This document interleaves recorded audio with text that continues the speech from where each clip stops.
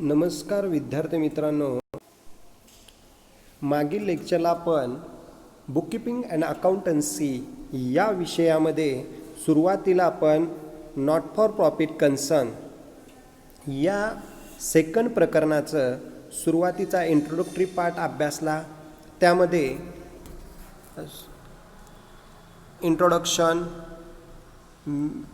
Meaning, definition हा भाग मागील लेक्चरला आपण अभ्यासला.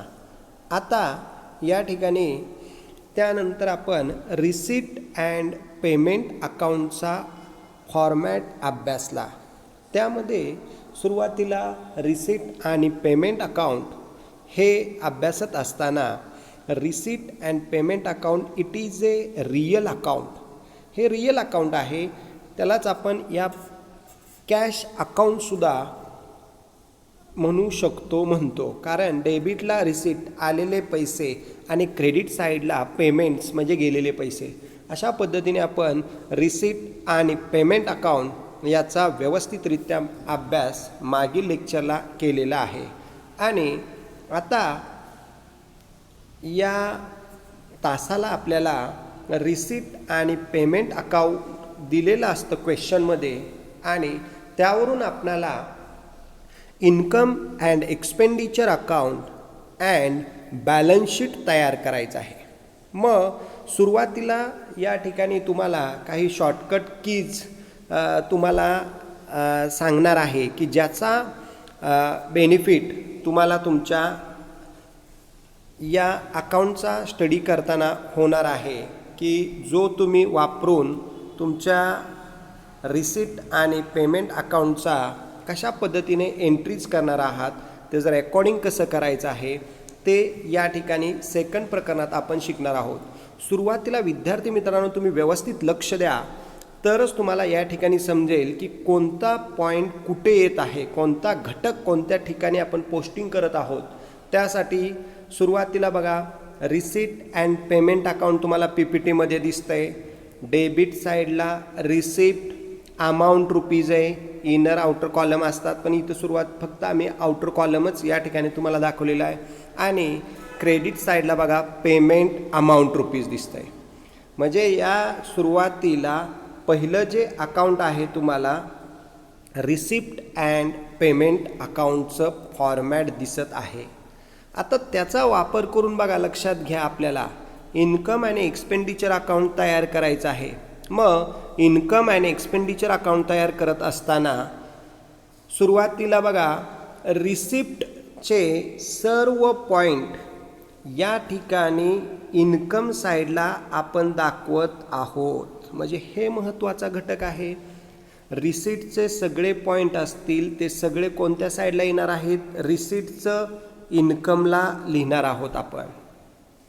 म्हणजे रिसिप्ट आलेले पैसे एक प्रकारे आपल्या नॉट फॉर प्रॉफिट कन्सर्नचा इन्कमच आहे, म्हणून रिसिप्टचे सर्व पॉईंट ट्रान्सफर करताना ते आपण इन्कम साईडला करायचे आहेत.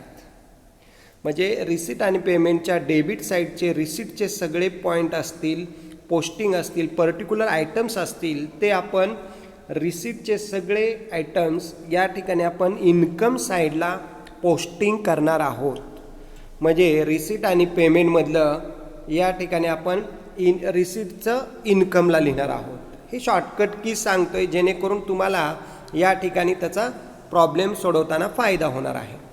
आणि पेमेंट साईडचे सगळे पॉईंट्स जे काय आहेत ते आपण या ठिकाणी पेमेंटचं बघा एक्सपेंडिचरला लिहिणार आहोत. म्हणजे तुम्हाला या ठिकाणी दिसत असेल की रिसीट अँड पेमेंट अकाउंटमध्ये रिसीट रुपीज, पेमेंट रुपीज आहे.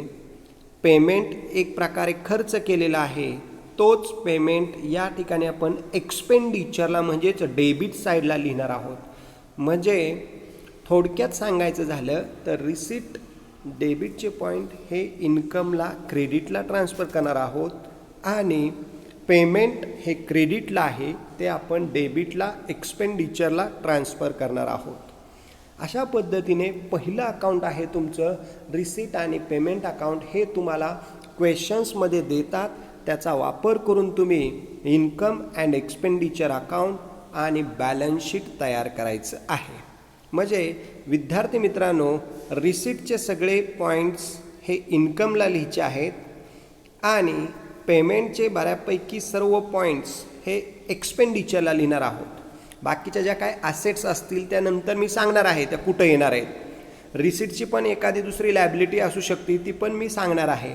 पण या शॉर्टकटनुसार पहिलं रिसीट आणि पेमेंट अकाउंट आहे, त्याचं पोस्टिंग कसं करायचं हे तुम्हाला या ठिकाणी मी सांगत आहे. रिसीटचं इन्कमला आणि पेमेंटचं एक्सपेंडिचरला.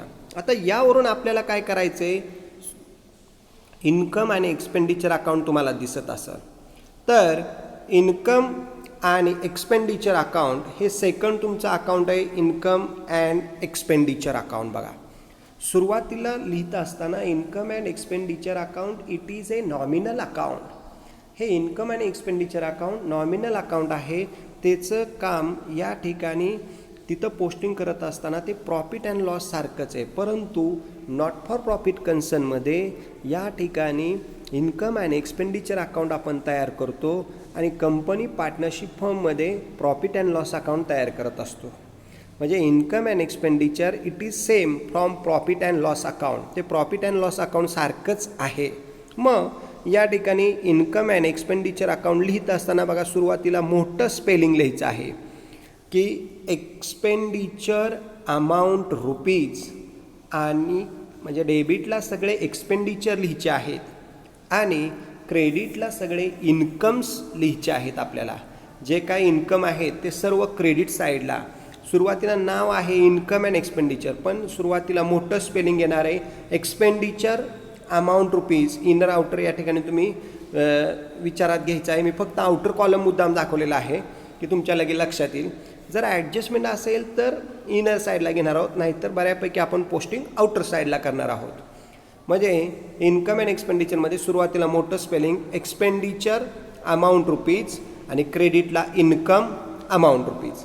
तर या प्रकारे आपल्याला काय करायचं आहे, रिसिप्ट्स अँड पेमेंट अकाउंटवरून इन्कम अँड एक्सपेंडिचर अकाउंट तयार करायचं आहे. फक्त तुम्हाला एक थोडक्यात सांगायचं झालं तर गुणिले चिन्ह लक्षात ठेवा. मल्टिपलचं साईन डोक्यात ठेवलं की रिसीटचं सगळं इन्कमला येतं आहे आणि पेमेंटचं सगळं एक्सपेंडिचरला येतं आहे. एवढं जरी तुम्हाला व्यवस्थित समजलं तरी या ठिकाणी या प्रॉब्लेममधला महत्त्वाचा भाग तुम्ही अभ्यासला हे लक्षात येतं आहे. म्हणजे तुम्हाला लगेच पोस्टिंग कळून जाणार आहे, कारण रिसीटचं बऱ्यापैकी पॉईंट्स इन्कमला येणार आहेत आणि पेमेंट इट इज एक्सपेंडिचरच आहे. पेमेंटचे सगळे पॉईंट्स असतील ते एक्सपेंडिचरला लिहिणार आहोत आपण. एखादी दुसरी ॲसेट असेल तर ती ॲसेट आपण या ठिकाणी ॲसेट साईडला बॅलन्स शीटला लिहिणार आहोत. ते या ठिकाणी फॉर्मॅटमध्ये प्रॉब्लेममध्ये आपण ते अभ्यासणार आहोतच. पण रिसीट, इन्कम आणि पेमेंट, एक्सपेंडिचर एवढंच तुम्ही या PPTवरून लक्षात ठेवा, जेणेकरून आपल्याला प्रॉब्लेम सोडवण्यासाठी हे फायदेशीर ठरेल. तुम्हीसुद्धा तुमच्या नोटबुकमध्ये ही डायग्रॅम काढून घ्यायची आहे, ज्याचा फायदा तुम्हाला निश्चित होणार आहे. ठीक आहे, आता आपण सेकंड स्लाईडकडे जाणार आहोत, की जी सेकंड स्लाईड आहे तुमची इन्कम अँड एक्सपेंडिचर अकाउंट. मग हे इन्कम आणि एक्सपेंडिचर अकाउंट समजून घेत असताना या ठिकाणी इन्कम हे क्रेडिट साईडला लिहायचं आहे आणि एक्सपेंडिचर हे डेबिट साईडला लिहायचं आहे. बघा, म्हणजे अकाउंट बघितलं तर बघा, डेबिट साईडला सुरुवातीला मोठं स्पेलिंग आहे एक्सपेंडिचर अमाऊंट रुपीज आणि क्रेडिट साईडला इन्कम अमाऊंट रुपीज. तर या पद्धतीने तुम्हाला हे पोस्टिंग करायचं आहे आणि फॉर्मॅट आता आपण अभ्यासणार आहोत. एक एक पॉईंट मी एक्सप्लेन करतो आहे, तुम्ही व्यवस्थित लक्ष द्यायचं आहे, जेणेकरून तुम्हाला या ठिकाणी लक्षात येईल की कोणत्या साईडला कोणते पॉईंट्स येत आहेत. तर इन्कम अँड एक्सपेंडिचरला सुरुवातीला बघा, या ठिकाणी डेबिट साईड आपण अभ्यासतो आहे. एक्सपेंडिचर सगळे नॉट फॉर प्रॉफिट कन्सर्नमध्ये ज्या ज्या सगळ्या संस्था येणार आहेत त्यांचे एक्सपेंडिचर आपण डेबिट साईडला लिहिणार आहोत. म्हणजे खर्च येणारे जे काय आहेत ते सगळे एक्सपेंडिचरला लिहिणार आहोत. मग सुरुवातीला डेबिटलाच बघा, आपण एक एक पॉईंट अभ्यासणार आहोत. पहिला पॉईंट आहे बघा, टू सॅलरी. जो काय कर्मचाऱ्यांचा पगार आहे तो आपण एक्सपेंडिचरला लिहिणार आहोत. त्यामधून लेस बघा, लास्ट इयर सॅलरी, मागील वर्षीची जी काय सॅलरी आहे ती आपण लेस केलेली आहे. म्हणजे आपली संस्था सांगते की अकाउंट या ठिकाणी सांगतं की 1 एप्रिल ते 31 मार्चपर्यंत जे काय हिशोब असतील, बुक्स ऑफ अकाउंट असतील, रेकॉर्ड्स असतील, ट्रान्झॅक्शन एंट्रीज असतील, त्या फक्त 12 महिन्याच्या घ्यायच्या आहेत. म्हणजे लास्ट इयरचा सॅलरी ॲड झाली असेल चालू वर्षाच्या सॅलरीमध्ये तर ती आपण लेस करणार आहोत. त्यानंतर पुढं बघा ॲड दिलेली आहे आउटस्टँडिंग सॅलरी. म्हणजे outstanding salary, outstanding current year, CY दिलेलं आहे तिथं ते करंट इयर आहे. म्हणजे आउटस्टँडिंग सॅलरी चालू वर्षाचा पगार ह्या सॅलरीमध्ये ॲड करा आणि तो एक्सपेंडिचरला दाखवा. म्हणजे लास्ट इयर पेड असेल तर लेस करा, त्याचा एकच इफेक्ट होईल. पण चालू वर्षाचा पगार असेल तर तो या ठिकाणी ॲड करा आउटस्टँडिंग करंट इयर आणि त्याचा दुसरा इफेक्ट आपण लॅबिलिटी साईडला बॅलन्स शीटच्या करणार आहोत. तर ही फायनल अकाउंटसारखीच ॲडजस्टमेंट आपण अभ्यासलेली आहे. त्यानंतर पुढं बघा टू वेजेस, मजुरी असेल तर ती पण या ठिकाणी आपण एक्सपेंडिचरला लिहिणार आहोत. त्यानंतर to printing and stationery, printing and stationery पण आपण या ठिकाणी लिहिणार आहोत. त्यानंतर टू रेंट, जे काय भाडं असेल ते रेंटसुद्धा एक्सपेंडिचरला लिहिणार आहोत. पुढं आहे टू इंटरेस्ट, जर का आपण एखाद्या बँकेचं लोन घेतलं असेल तर जर व्याज द्यायचं असेल तर तो इंटरेस्ट एक प्रकारचा एक्सपेंडिचरच आहे, म्हणून तो इंटरेस्टसुद्धा आपण या ठिकाणी डेबिटला लिहिणार आहोत. त्यानंतर टू कन्व्हेनियन्स, कन्व्हेनियन्स म्हणजे शहरपूरक खर्च, शहराला अनुसरून केला जाणारा एक्सपेंडिचरच आहे, त्यामुळं तो एक्सपेंडिचर साईडलाच आपल्याला दाखवायचा आहे. पुढं बघा या ठिकाणी दिलेलं आहे की तुम्हाला सुरुवातीला कन्व्हेनियन्स झाल्यानंतर पुढची जी काही स्लाईड आहे, नेक्स्ट स्लाईड बघा तुमच्या लक्षात येत असेल, दिसत असेल की नेक्स्ट स्लाईड तुम्हाला या ठिकाणी एक्सपेंडिचरलाच म्हणजेच डेबिट साईडलाच या पुढचा जो काय एक्सपेंडिचर दिलेला आहे तो बघा टू ऑफिस एक्सपेन्सेस. म्हणजे या ठिकाणी इन्कम एक्सपेंडिचरमध्ये जो काय ऑफिसचा खर्च आहे तो पण या ठिकाणी आपल्याला डेबिटलाच दाखवायचा आहे. त्यानंतर टू टेलिफोन चार्जेस किंवा टेलिफोन एक्सपेंडिचर, तो पण एक्सपेंडिचरच आहे, तो पण या ठिकाणी आपण डेबिटलाच लिहिणार आहोत. त्यानंतर टू मेडिसिन, ज्या काय औषधं आहेत, जे काय मेडिसिन्स आहेत ते आपण एक्सपेंडिचरलाच लिहिणार आहोत.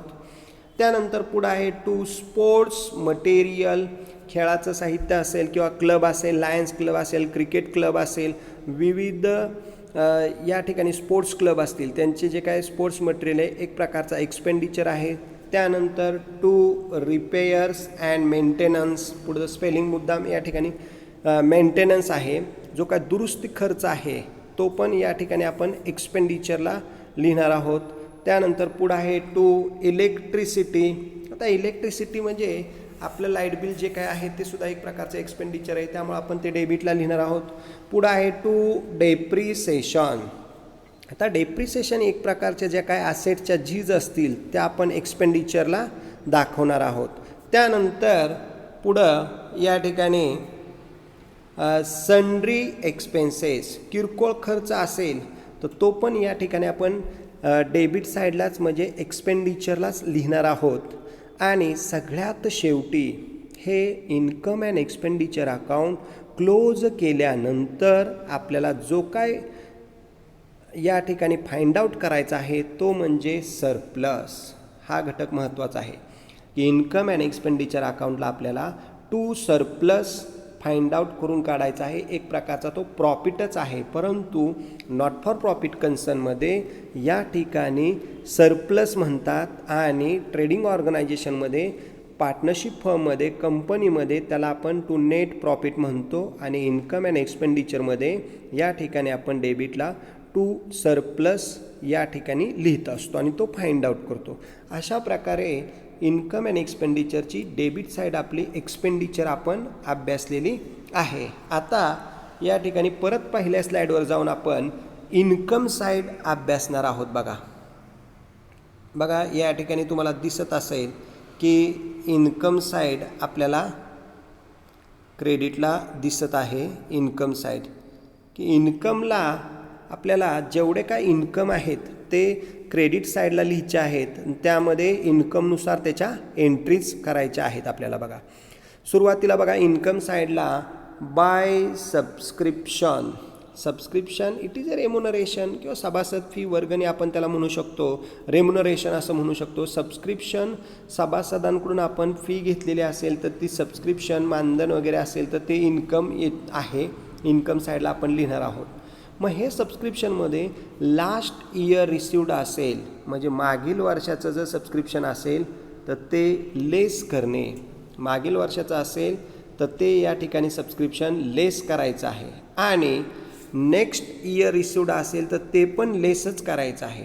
म्हणजे सबस्क्रिप्शनमध्ये आपलं अकाउंट सांगतं की मागील वर्षाचं इन्कम असेल लेस करा, पुढील वर्षाचं इन्कम ॲडव्हान्स घेतलं तरी पण ते लेस करा, आणि मग हे last year subscription next year subscription दोन्ही लेस करायचे आहेत.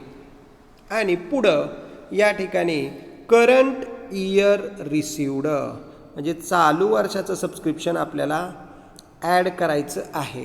चालू वर्षाचं सबस्क्रिप्शन आपण ॲड करणार आहोत, दिसत आहे तुम्हाला. जे काय करंट इयर आहे ते ॲड करून आपण असेट साईडला लिहिणार आहोत. आणि आउटस्टँडिंग रिसिव्ड जे काय करंट इयर आउटस्टँडिंग रिसिव्ड जे काय आहे ते पण या ठिकाणी आपण ॲडच करणार आहोत. अशा पद्धतीने सबस्क्रिप्शनची महत्त्वाची ॲडजस्टमेंट आहे. मागील वर्षीचं सबस्क्रिप्शन लेस करा, पुढील वर्षीचं सबस्क्रिप्शन लेस करा, चालू वर्षीचं सबस्क्रिप्शन ॲड करा. तर या पद्धतीने आपल्याला सबस्क्रिप्शनच्या एंट्रीज दाखवायच्या आहेत. त्यानंतर पुढं बघा दिसत असेल तुम्हाला की रेंट रिसिव्ड. जर आपल्या संस्थेला भाडं मिळालं असेल तर ते आपण आपलं एक प्रकारचं इन्कम आहे, ते आपण इन्कमला लिहिणार आहोत. पुढं आहे इंटरेस्ट रिसिव्ड. जर आपल्या संस्थेला इंटरेस्ट मिळालं, व्याज मिळालं, आपण एखाद्या बँकेमध्ये पैसे डिपॉझिट केले असतील त्याचं व्याज मिळालं असेल तर ते सुद्धा एक प्रकारचं इन्कम आहे. त्यामुळं इंटरेस्ट रिसिव्डसुद्धा इन्कम साईडला लिहायचं आहे. पुढं आहे बाय डिव्हिडंड रिसिव्ड. जर का आपल्या संस्थेला डिव्हिडंड मिळाला, लाभांश मिळाला तर तो सुद्धा इन्कम आहे. त्यामुळं इन्कम साईडला डिव्हिडंड रिसिव्ड हे सुद्धा आपल्याला दाखवायचं आहे. त्यानंतर हे झालं पहिल्या स्लाईडवरती. नेक्स्ट स्लाईडला बघा काही इन्कम अजून आहेत, दिसत आहे तुम्हाला की बाय सन्ड्री रिसिप्ट. जे काय किरकोळ इन्कम असेल, किरकोळ उत्पन्न असेल ते पण आपण सन्ड्री रिसिप्ट एक प्रकारचं इन्कम आहे, इन्कम साईडला दाखवणार आहोत क्रेडिट साईडला. त्यानंतर एंट्रान्स रिसिप्ट, काय एंट्रान्स फी असेल, स्कूल्स कॉलेजेसने घेतली असेल एक्झाम फी तर ते एंट्रान्स फीसुद्धा एक प्रकारचं इन्कम आहे, इन्कम साईडला दाखवायचं आहे. पुढं आहे बाय ॲडमिशन फी.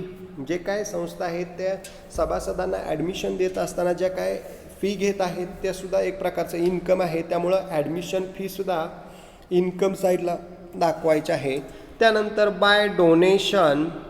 डोनेशन दाखवत असताना सुद्धा आपल्याला एक प्रकारचं डोनेशनमध्ये दोन प्रकार आहेत, कॅपिटलाइज डोनेशन आणि रेव्हेन्यू डोनेशन किंवा जनरल डोनेशन. डोनेशनमध्ये जनरल डोनेशन असेल तर ते इन्कमला आपण दाखवायचं आहे. त्यानंतर by profit on sale of asset. जर का आपल्या संस्थेने एखादी असेट विकली असेल आणि ती प्रॉफिटमध्ये विकली असेल तर एक प्रकारचं इन्कम आहे. उदाहरणार्थ 25,000ची असेट आपण वर्षभर वापरून समजा ती 26,000ला विकली तर 1,000चा जो प्रॉफिट आहे तो प्रॉफिट या ठिकाणी इन्कम साईडला क्रेडिट साईडला आपल्याला दाखवायचा आहे. आणि सगळ्यात शेवटी इन्कम साईडला बाय डेपिसिट. आता deficit it is called as loss. जर समजा डेपिसिट झाला असेल म्हणजे एक्सपेंडिचरची टोटल 1,00,000 आली, तीच घेतली क्रेडिटला इन्कमला 1,00,000 आणि इन्कमची टोटल 80,000 असेल तर 20,000 रुपये हा डेपिसिट आला. तो डेपिसिट आपण लॅबिलिटी साईडला कॅपिटल फंडातून लेस करणार आहोत. म्हणजे लॉस झाला तर तो लेस करायचा आहे. त्याला आपण लॉस म्हणू शकत नाही कारण हे इन्कम अँड एक्सपेंडिचर अकाउंट आहे. प्रॉफिट अँड लॉसला आपण लॉस म्हणतो पण इट इज ए सेम. फक्त लॉस न लिहिता बाय डेपिसिट लिहायचं, एक प्रकारचा तो लॉसच आहे. आणि त्यामुळं काय करायचं आहे, की बाय डेपिसिट आला तर लेस करायचा, आणि डेबिटला जर तुम्ही बघितलं तर तिथं टू सरप्लस दिसत आहे, तर हा सरप्लस आला तर हा प्रॉफिट आहे, हा कॅपिटल फंडामध्ये आपल्याला ॲड करायचा आहे आणि आपला कॅपिटल फंड लायबिलिटीला वाढणार आहे. जर सरप्लस आला तर ॲड करा आणि जर डेपिसिट आला तर लेस करा. अशा पद्धतीने हे इन्कम अँड एक्सपेंडिचर अकाउंट त्याचं फॉर्मॅट आपण अभ्यासलेलं आहे. तुम्ही हे व्यवस्थित फॉर्मॅट लिहायचं आहे आणि पुढं या ठिकाणी आपण पुढील भाग बघणार आहोत की बॅलन्स शीट.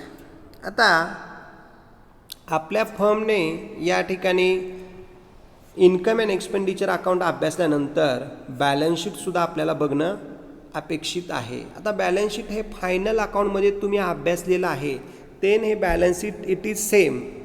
मग बॅलन्स शीटला दोन साईड आहेत, लॅबिलिटी रुपीज, ॲसेट रुपीज. अशा पद्धतीने लॅबिलिटी साईडला बघा सगळे भांडवल आणि देणे आपण लॅबिलिटी साईडला लिहिणार आहोत. मग लॅबिलिटी साईडला बघा कॅपिटल फंड, त्यामध्ये add donation, entrance fee, surplus. तर कॅपिटल फंडामध्ये एकूण 3 पॉईंट आपण ॲड केलेले आहेत बघा, डोनेशन, एंट्रान्स फी, सरप्लस. जर काय ॲडजस्टमेंट असेल डोनेशन कॅपिटलाइज करा तर ते डोनेशन कॅपिटल फंडामध्ये ॲड करायचं आहे. एंट्रान्स फी कॅपिटलाइज करायला लावली तर एंट्रान्स फी कॅपिटल फंडामध्ये ॲड करायची आहे. आणि सरप्लस एक प्रकारचा नफाच आहे तर तो पण ॲड करायचा आहे. आणि जर समजा प्रॉब्लेममध्ये डेपिसिट असेल तर तो डेपिसिट आपल्याला लेस करायचा आहे, ते महत्त्वाचं लक्षात ठेवा. म्हणजे इन्कम एक्सपेंडिचरवरनं जर सरप्लस मिळाला तो कॅपिटलमध्ये ॲड करा आणि जर डेपिसिट मिळाला तो कॅपिटल फंडामधून लेस करा. अशा पद्धतीने हे लॅबिलिटी साईडला कॅपिटल फंडामध्ये 2-3 पॉईंट ॲड आणि एक लेस असू शकतो. पुढं आहे बिल्डिंग फंड. जर आपली संस्थेला एखाद्या बिल्डिंग फंड दिला असेल तर तो पण आपण लॅबिलिटी साईडला दाखवायचा आहे. त्यानंतर एन्डॉनमेंट फंड हा पण एक प्रकारचा फंडच आहे, तो जर मिळाला असेल तर तो लॅबिलिटी साईडला आपल्याला दाखवायचा आहे. त्यानंतर पुढं दिसत असेल तुम्हाला स्पेशल फंड, विशिष्ट निधी मिळाला असेल स्पेशल कामासाठी तर तो पण लॅबिलिटी साईडला, सगळे फंड लॅबिलिटी साईडला दाखवायचे आहेत आपल्याला. त्यानंतर चॅरिटी फंड, धर्मादाय संस्थांना जी काय चॅरिटी देणगी दिली असेल त्याचा फंड, तो पण लॅबिलिटी साईडला आपल्याला दाखवायचा आहे. नंतर क्रेडिटर्स, सनरी क्रेडिटर्स, या पद्धतीने आपण लॅबिलिटी साईडला दाखवू शकतो की एक प्रकारचं क्रेडिटर्स देणेकरी आपण लॅबिलिटीला घेऊ शकतो आहे. त्यानंतर नेक्स्ट स्लाईडमध्ये तुम्हाला दिसत असेल की bank overdraft.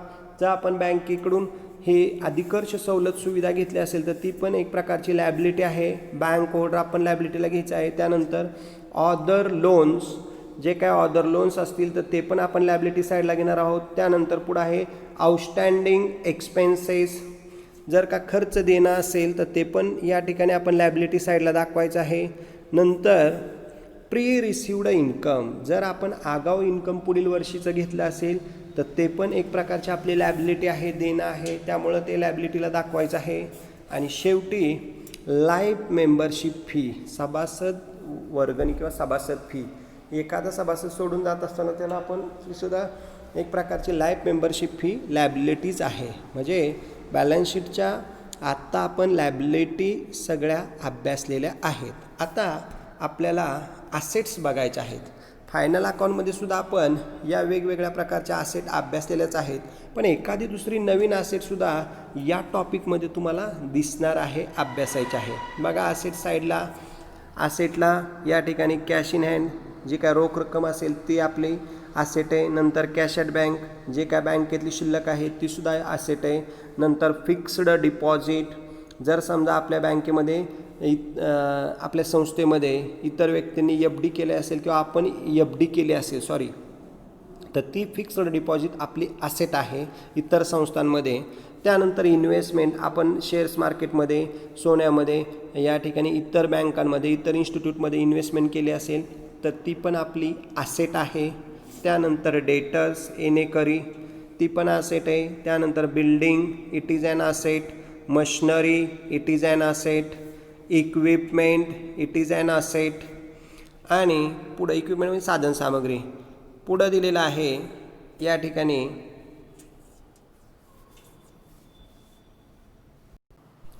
Equipment it is an asset, त्यानंतर प्लेग्राऊंडसुद्धा आपली एक प्रकारची असेटच आहे. जे काय खेळाचं मैदान आहे ते सुद्धा असेटच आहे प्लेग्राऊंड. त्यानंतर पुढं नेक्स्ट असेट आहे मोटार व्हेकल्स. जी काय आपली इतर साधने आहेत, वाहनं आहेत, सोयीसुविधा आहेत, ती सुद्धा एक प्रकारची असेटच आहे. त्यानंतर आता पुढील स्लाईडवर बघा, या ठिकाणी तुम्हाला दिसत असतील इतर असेट आपल्याला दिलेले आहेत, दाखवलेले आहेत. बघा लायब्ररी बुक आपले एक प्रकारची असेटच आहे. लायब्ररी बुकसुद्धा बुक बँकेची सुविधा देत असेल तर ती पण एक प्रकारची असेट आहे. त्यानंतर स्टॉक ऑफ स्पोर्ट्स मटेरियल, जे काय स्टॉक आहे, शिल्लक खेळाचं साहित्य असेल, नवीन असेल, क्लोजिंग स्टॉक असेल तर ती पण एक प्रकारची असेट आहे. ती पण आपण असेटला दाखवणं अपेक्षित आहे. त्यानंतर स्टॉक ऑफ स्टेशनरी, ज्या काय स्टेशनरी असेल, शिल्लक असेल, ती पण आपल्या संस्थेची असेटच आहे. नंतर स्टॉक ऑफ ड्रग्स म्हणजे औषधं, मेडिकल्स असतील, डॉक्टर्स असतील तर ते डॉक्टर्स, मेडिकल्स जे काय फ्रीजमध्ये स्टॉक ठेवलेले औषधं असतील ती पण एक प्रकारची असेट आहे. त्यामुळं त्या असेटला लिहायचे आहे. त्यानंतर प्रीपेड एक्सपेन्सेस, जर आपण आगाऊ खर्च केले असतील तर ती पण आपली एक प्रकारची असेट आहे. आणि शेवटी आउटस्टँडिंग इन्कम, जर इन्कम येणं बाकी असेल तर ते इन्कमसुद्धा एक प्रकारची आपली असेट आहे. त्यामुळं आपल्याला या असेट साईडला दाखवायच्या आहेत.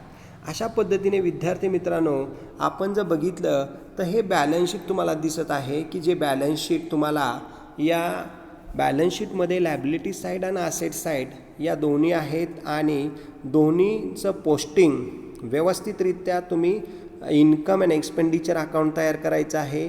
त्याचा जो काय सरप्लस असेल तो कॅपिटल फंडामध्ये ॲड करा, म्हणजे हा सरप्लस दिसतोय तुम्हाला, हा कॅपिटल फंडामध्ये ॲड करा. किंवा जर समजा डेफिसिट आला तर तो डेफिसिटसुद्धा लेस करा.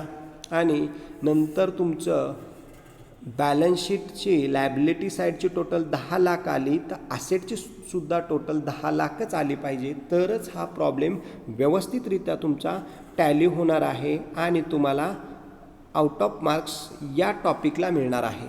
म्हणजे विद्यार्थी मित्रांनो, हा फायनल अकाउंट जसं आपण पहिला प्रकरण अभ्यासलं तसंच हे नॉट फॉर प्रॉफिट कन्सर्नमध्ये पहिलं आहे इन्कम अँड एक्सपेंडिचर अकाउंट आणि दुसरं आहे बॅलन्स शीट. तर हे इन्कम अँड एक्सपेंडिचर अकाउंट आणि बॅलन्स शीट व्यवस्थितरित्या आखून घ्यायचं आहे. त्याचं फॉर्मॅट व्यवस्थित तुम्ही लिहून काढायचं आहे. आणि काही शंका असतील तर त्या शंका तुम्ही या ठिकाणी विचारायच्या आहेत. क्लास कमेंटमध्ये तुमच्या शंका, डाऊट्स विचारा, प्रॉब्लेम्स विचारा, म्हणजे आपल्याला ते क्लिअर करता येतील. किंवा व्हॉट्सअपला तुम्ही या ठिकाणी मेसेज करू शकताय. ठीक आहे. आजच्या लेक्चरला आपण फक्त हे 2 फॉर्मॅट व्यवस्थित अभ्यासलेले आहेत. तुम्ही तुमच्या नोटबुकमध्ये हे फॉर्मॅट व्यवस्थितरित्या लिहून काढायचे आहेत आणि काही शंका असतील तर त्या शंका विचारायच्या आहेत. ठीक आहे. आपण हा भाग इथंच थांबणार आहोत. राहिलेला भाग पुढील लेक्चरला कव्हर करणार आहोत. ठीक आहे. धन्यवाद.